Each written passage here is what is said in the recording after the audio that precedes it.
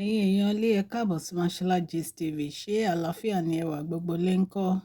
Gist tèmi wọ́n ní Princess Deola wọ́n ní wọ́n sọ fún kábíyèsí àti Queen Naomi pé kí wọ́n ṣera wọn ní ọ̀kan, wípé àwọn mọ̀ pé ìfẹ́ wà láàrin Queen Naomi àti kábíyèsí, pé ṣùgbọ́n kí Queen Naomi dìde kí wọ́n jà fún ọkọ wọn, wípé nítorí pé Queen Naomi wọ́n ṣe ìrẹ̀wẹ̀sì ọkàn lórí ọ̀rọ̀ kábíyèsí, òun ni àwọn olórí yìí ni wọ́n fi ń gbé ọwọ́ tí ò yẹ kán gbé, wípé ṣùgbọ́n tí Queen Naomi bá dìde tán jà fún ìfẹ́ wọn, wípé gbogbo nǹkan tó ń ṣẹlẹ̀ yìí kò ní ṣẹlẹ̀. Ẹ̀yin èèyàn lé, bí a ṣe mọ̀, ẹ̀yin èèyàn, wọ́n ní kábíyèsí ń bínú sí Queen Naomi wípé àwọn nìkan làwọn ń ja ìjà, wípé ṣùgbọ́n Queen Naomi wọn ò bá wọn ja ìjà yìí, wípé ṣe ni Queen Naomi dá wọn dá, wípé àwọn ń sọ fún Queen Naomi kan jẹ́ káwọn lọ sí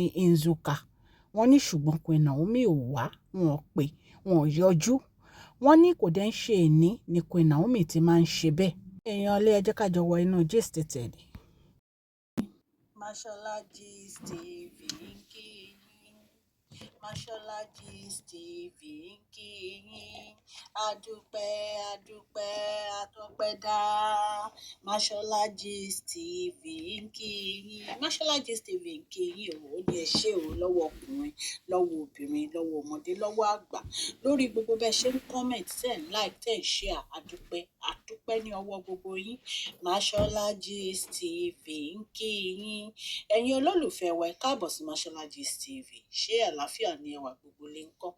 Orúkọ mi ni Mashola, kò yí padà. A máa ń sọ̀rọ̀ nípa celebrity gist, royal gist, politics àti gbogbo nǹkan tó ń ṣẹlẹ̀ ní agbègbè orílẹ̀-èdè bàbá wa ní ilẹ̀ Nàìjíríà.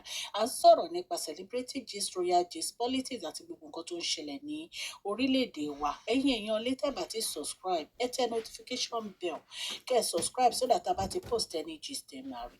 A ń sọ Yorùbá lórí channel yìí nítorí pé a fẹ́ gbàgbé àṣà àti èdè wa. Ẹ̀yin èèyàn lè à ń ṣe advert lọ́lọ́kọ̀ òjọ̀kan lórí channel yìí, ẹ kàn sí wa ní Mashola Gist TV.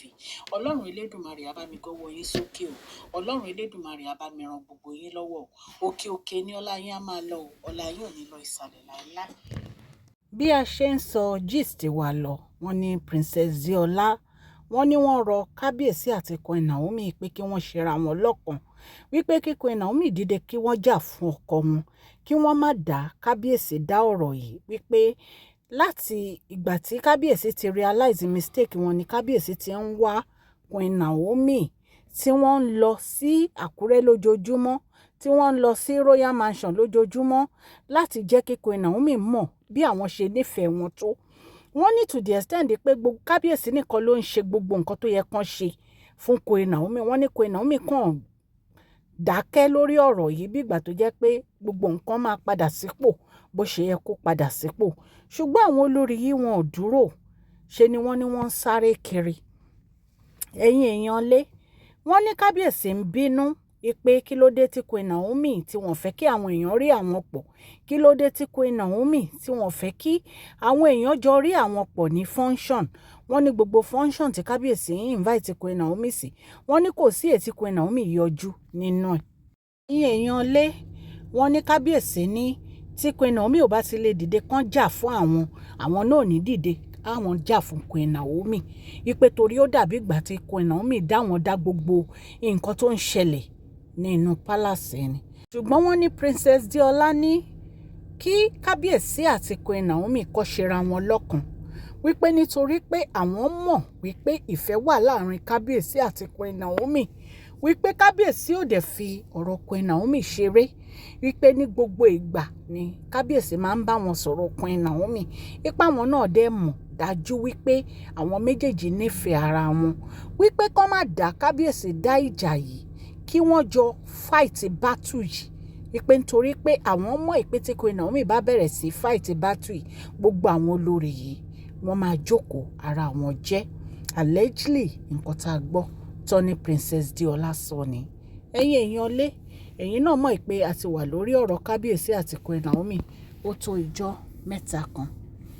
Èyí tí wọ́n dẹ̀ ló ṣẹlẹ̀ tí kábíyèsí fi ń bínú lórí pé kábíyèsí ní kí Queen Naomi tẹ̀lé wọn lọ sí Nsukka tí Queen Naomi ò lọ.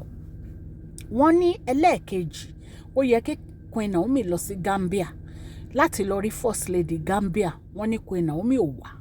Wọ́n ní torí date tó wà ní ọwọ́ lẹ́tà tó wà lórí lọ́wọ́ Queen Naomi, wọ́n ní June ni wọ́n kọ sórí lẹ́tà yìí. Wọ́n ní ṣùgbọ́n wọ́n ní ṣe ni wọ́n change date mọ́ Queen Naomi lọ́wọ́ nínú palace. Wọ́n ní wọ́n ti ń ṣe investigation lórí ẹ̀.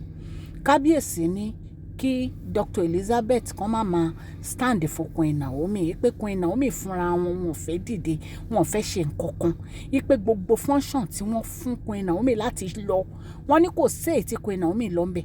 Wọ́n ní ṣe bóyá káwọn jọ lọ sí Brazil. Wọ́n ní tí Queen Naomi ń sọ fáwọn pé àwọn ní function church o, àwọn ní kinní kan báyìí church o. Wọ́n ní gbogbo àwọn nǹkan báyìí wọ́n ló ti sú àwọn. Wọ́n ló ti sú àwọn pé Queen Naomi ò fẹ́ dìde láti ṣe anything ju pé wọ́n máa ṣe nǹkan tó wù wọ́n lọ.